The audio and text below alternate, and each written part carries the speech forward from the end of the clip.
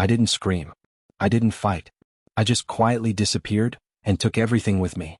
If you think this is just another cheating story, you're not ready for what comes next. Hey everyone, really appreciate you being here. Thanks for stopping by. I've got a story to tell today, one that's been weighing on me for a long time.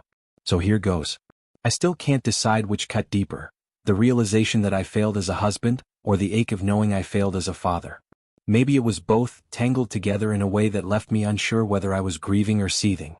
Calling it confusing doesn't even scratch the surface. I spent decades working to create a stable, promising future for the people I loved most. But somewhere along the way, I confused providing for my family with simply giving them material things. It hit me hard, too late, that no amount of money or comfort could fill the growing distance between us. I had become, essentially, a provider and nothing more. That's all I was good for, keeping the bank account full and the bills paid. I loved my wife. I loved my kids. Loved, past tense. Back then, I co-owned a business with a man named Brian Miller.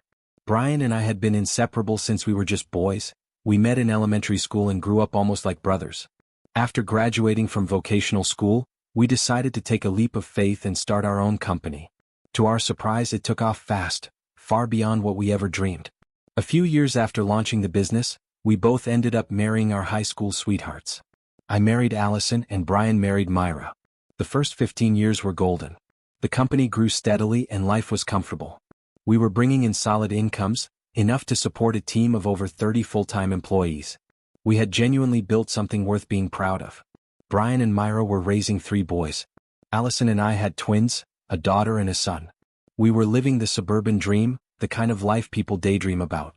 Big homes and peaceful neighborhoods, weekend getaways, 5-star dining and luxury cars. It looked perfect from the outside.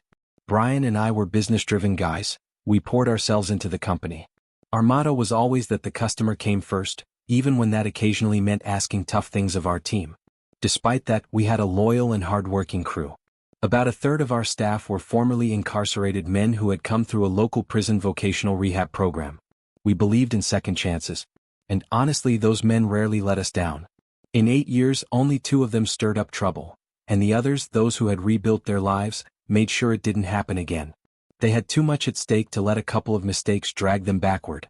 We were active in the community too, donating to neighborhood programs, showing up for causes, even sponsoring a softball team.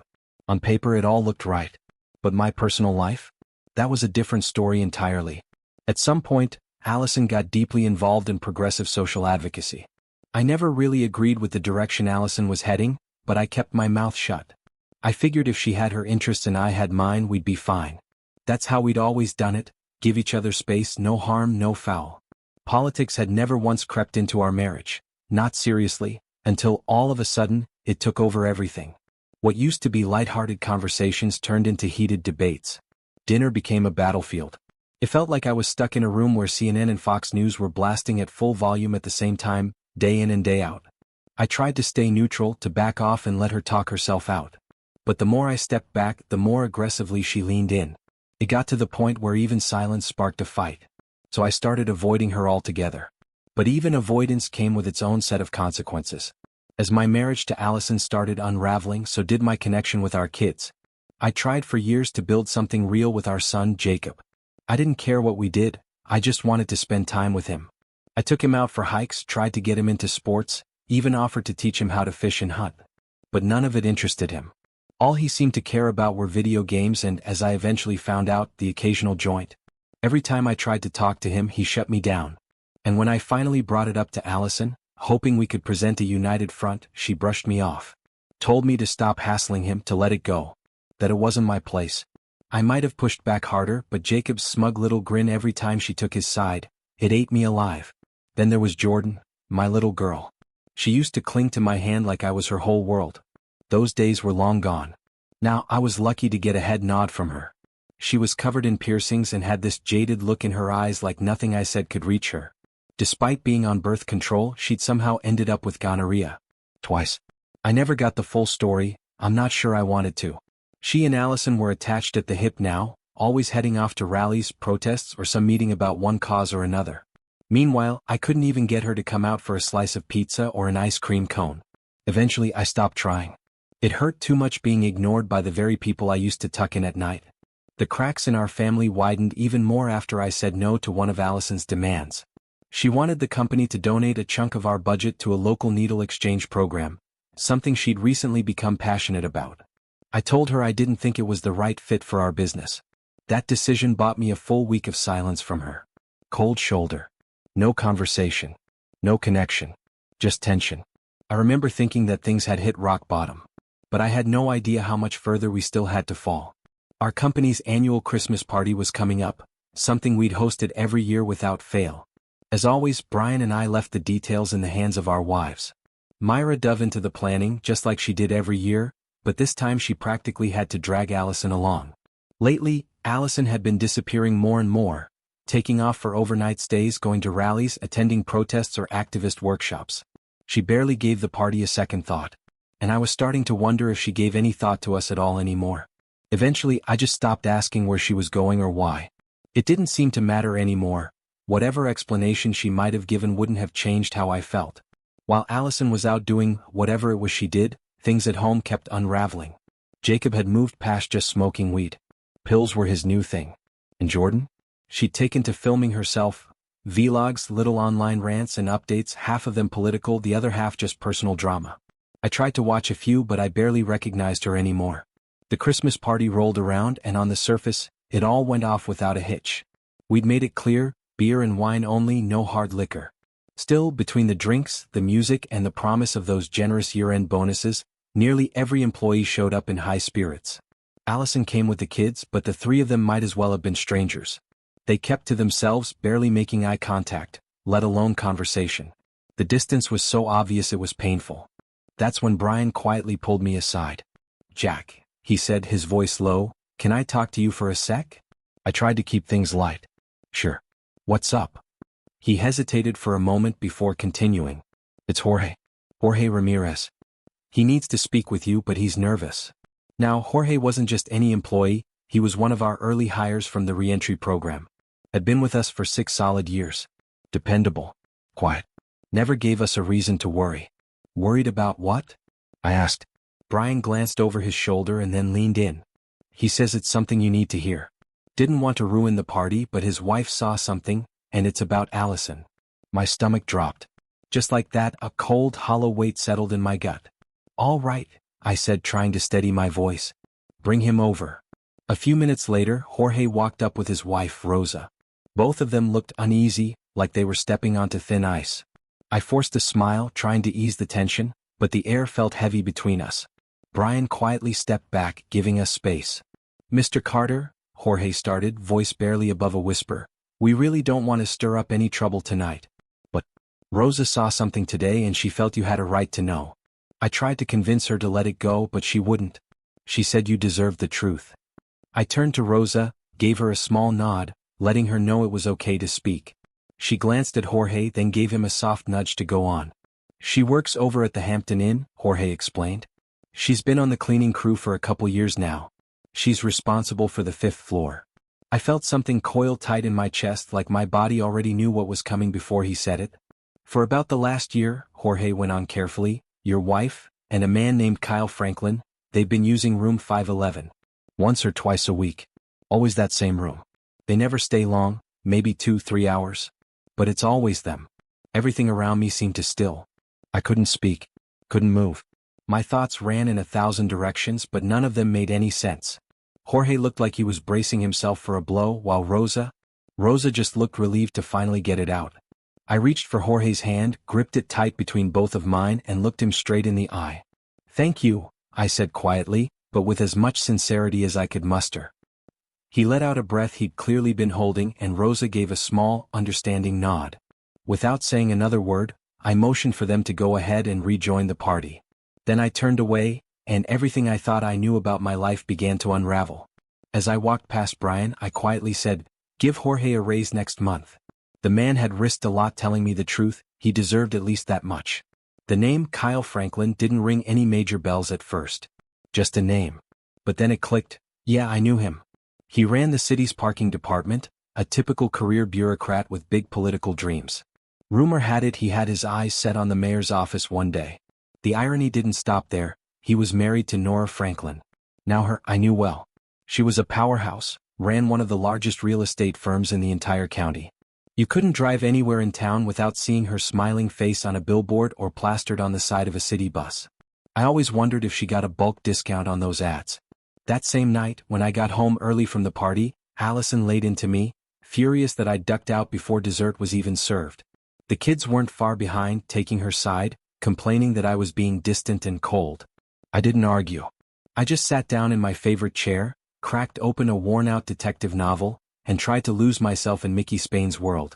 Even after 7 decades, those old pulp pages still hit better than anything I was living.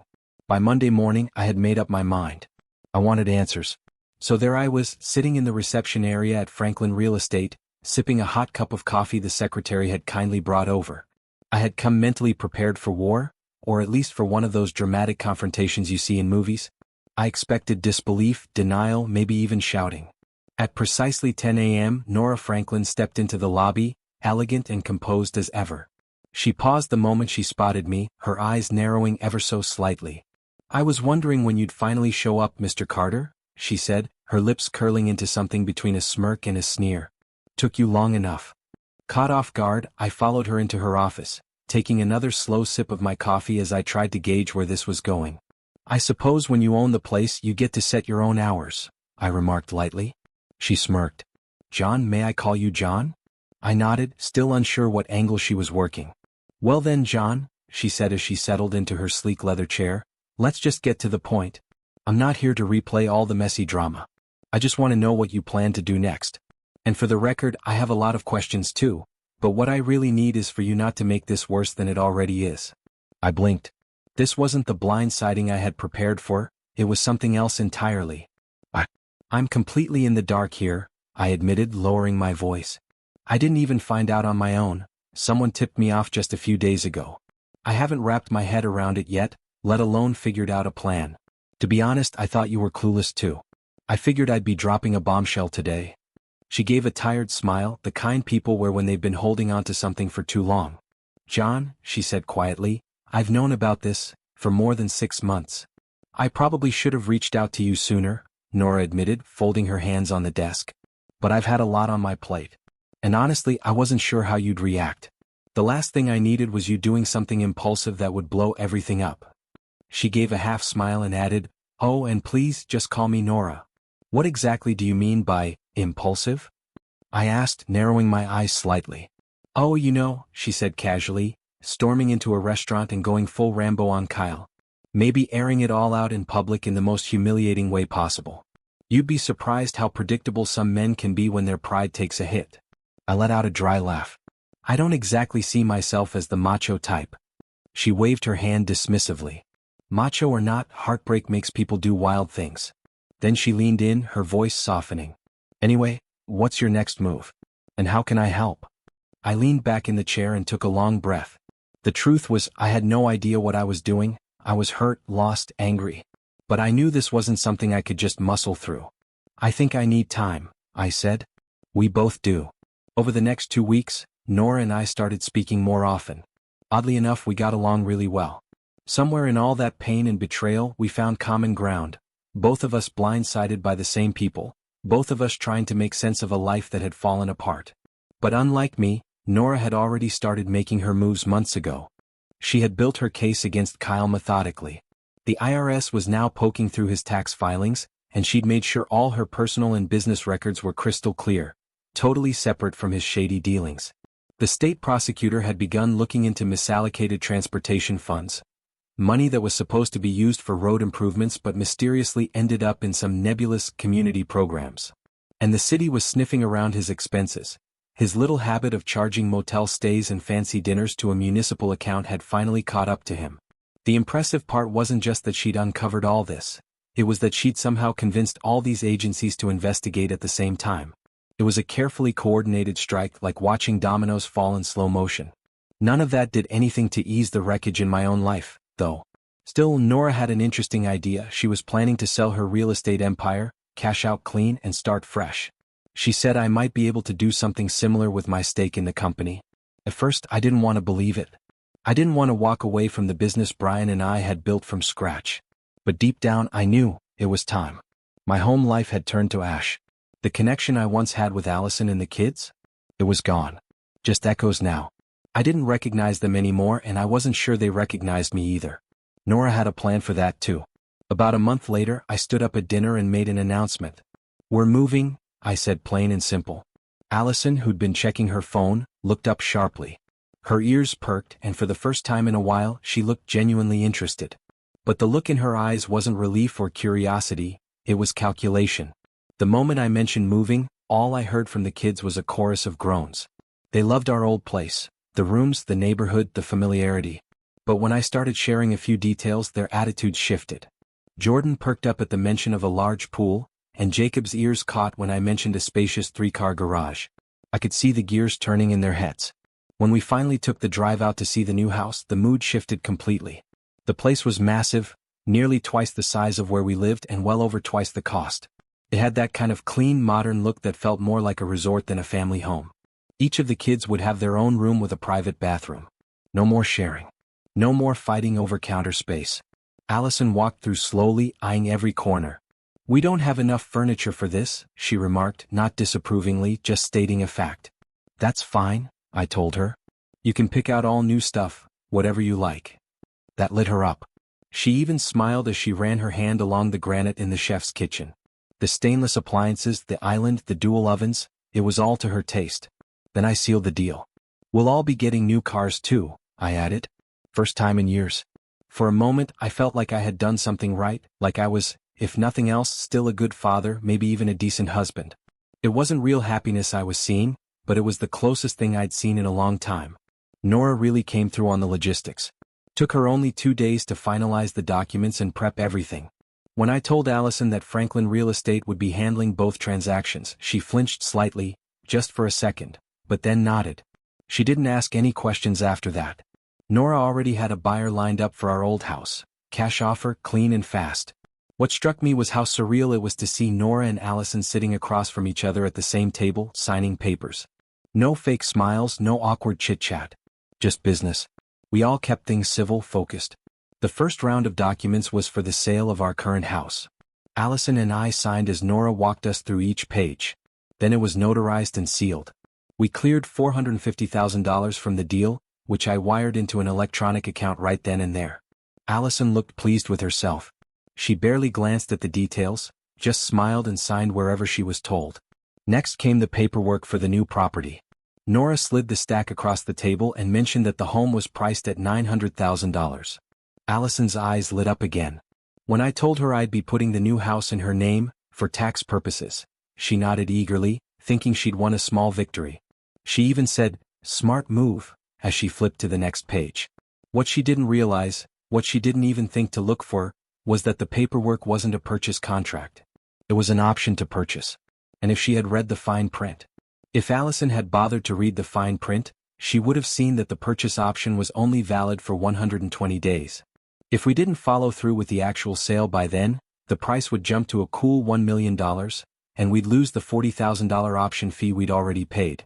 It wasn't ideal, but for what I had in mind, it was a worthwhile risk.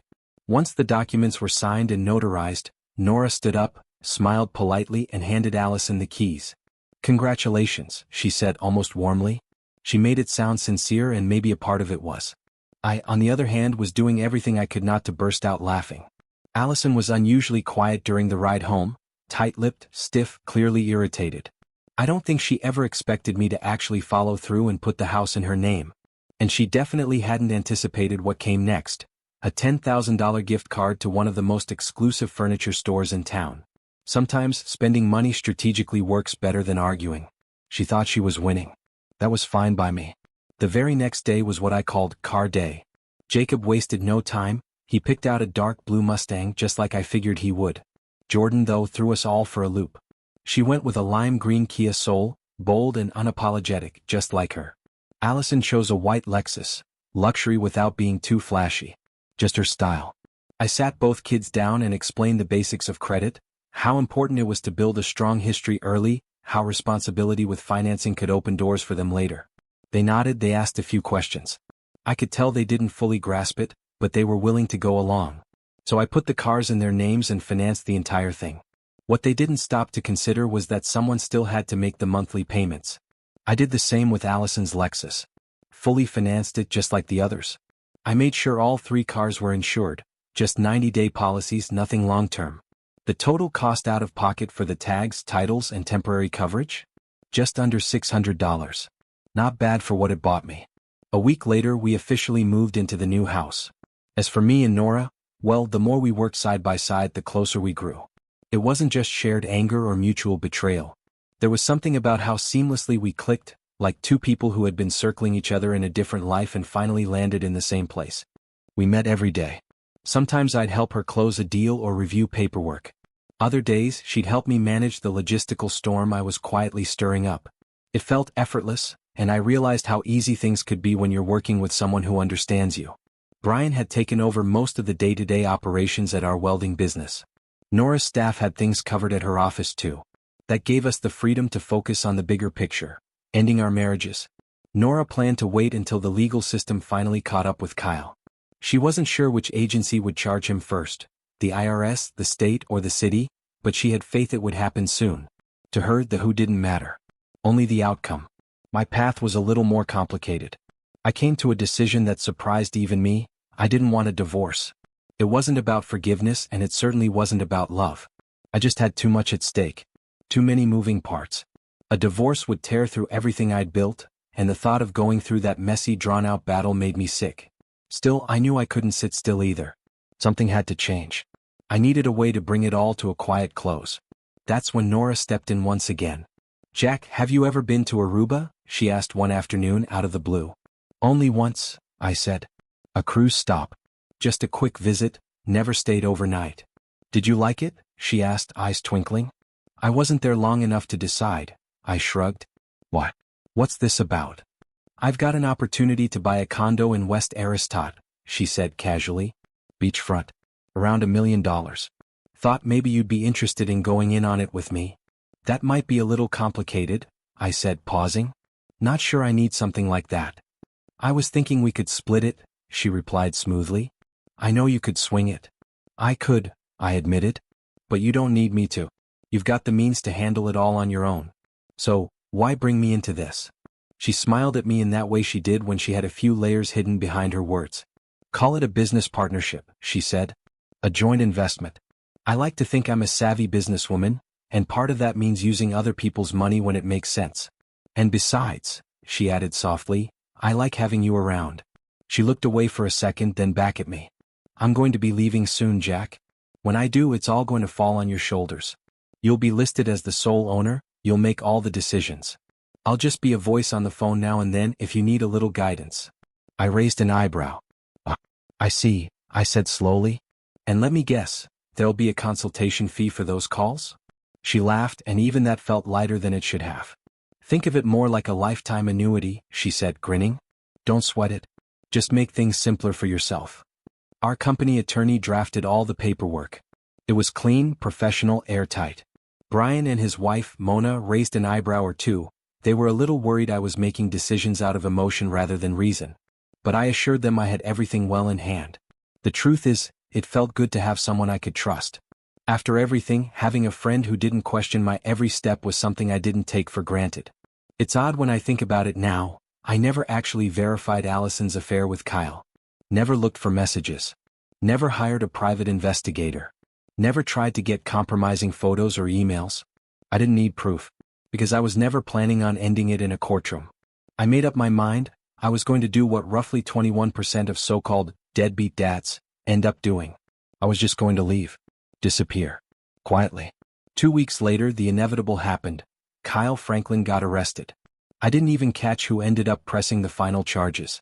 There were so many investigations circling him, it was hard to tell which agency pulled the trigger. He wasn't some master manipulator or high-level criminal, just another city bureaucrat who got too comfortable skimming from places he shouldn't and sneaking around with someone else's wife. By the time everything about Kyle hit the news, Nora and I had already gone our separate ways. She sold off her company, along with 32 rental homes and 3 apartment complexes. She didn't look back. She was focused, determined to start a brand new life on her own terms. She used to joke that I was her designated boy toy, her words not mine, and honestly I never took offense. We had our time together and it was what it needed to be. When we arrived in Aruba, that's when our bond really cemented itself. But it was never traditional. There was no courtship phase, no dancing around each other. It was as if someone had already set the table before we even showed up. We just sat down and picked up where life had placed us. I didn't miss my kids. And I know that probably sounds cold. But given everything that happened, the walls that had been built between us, I don't think it makes me a bad father. I didn't miss Allison either. And no, I don't believe that makes me a bad husband. Nora took up golf and she went all in. 3 days a week with a steady circle of women she met through the local course. She tried convincing me to join, but I never found the rhythm for it. I'd meet up with her and the group a couple times a week when they gathered with other former expats to chat, drink, and laugh. It became a comforting routine. Easy. Light. For the first time in years, I found myself breathing without the weight. I decided to pick up painting. It was something I'd always thought about doing but never made time for. So each morning, I'd pack up my supplies and head down to the docks. I'd set up my easel, stare out at the boats and waves and try to capture something. Anything. The problem was, I wasn't very good. Almost every afternoon I'd come back to the apartment, scrape the canvas clean, and start all over again the next day. 3 months went by and I hadn't kept a single painting. Not one. Nora found the whole thing hilarious. She called it my cycle of destruction, but never discouraged it. I wasn't in contact with anyone back home. But eventually I felt I owed at least one call. So I rang Brian. "Jack," he said with a chuckle. "It's about time. Thought you dropped off the planet. I was starting to lose faith in you." "I'm settled," I told him. "Settled in and feeling better than I have in years. It was the best decision I ever made." Terry and I spent the next 10 minutes catching up. I told him about life here in Aruba, the weather, the calm, the strange peace that had finally settled over me. He seemed genuinely happy for me. I even managed to convince him to bring Mona down for a week or two. Told him it would do them both some good. Things were running smoothly. At one point, Terry apologized for never sending over the consulting payments he owed me. I had to laugh. I'd never given him an address or even a bank account. Truth was, I didn't need the money. Not anymore. Still, there was something nagging at me. "Terry," I said, hesitating slightly. "I hate to ask, but do you know anything about what's been going on with Allison and the kids?" There was a pause. "I don't know all the details," he said gently. "But I'll tell you what I can. Honestly, it sounds like things haven't been great since you left." I braced myself. "Jacob was arrested," he said plainly. "They found 3 kilos of fentanyl in the trunk of his car. The Mustang. Of course, the vehicle was seized, and because he's legally an adult, they locked him up. Allison tried to get him out, but bail was denied. That's about all I know." I sat there for a second, absorbing it. "That's sad to hear," I said, and I meant it in a distant sort of way. "But if I'm being honest, Terry, I don't really care anymore. I tried. I really did. But I failed. And I've made peace with that." He didn't argue. "Jordan's not doing much better," he continued, sighing. "Not long after you all moved into that new house, she ramped up activity on her website. Got a lot of attention, apparently. And then out of nowhere, she tells Allison she's headed to California to meet some producer she'd been talking to." He paused. 2 weeks later, her lime green Kia was found abandoned in Memphis. Allison hasn't heard from her since. Nothing. My stomach turned, but I didn't say anything. There wasn't anything left to say.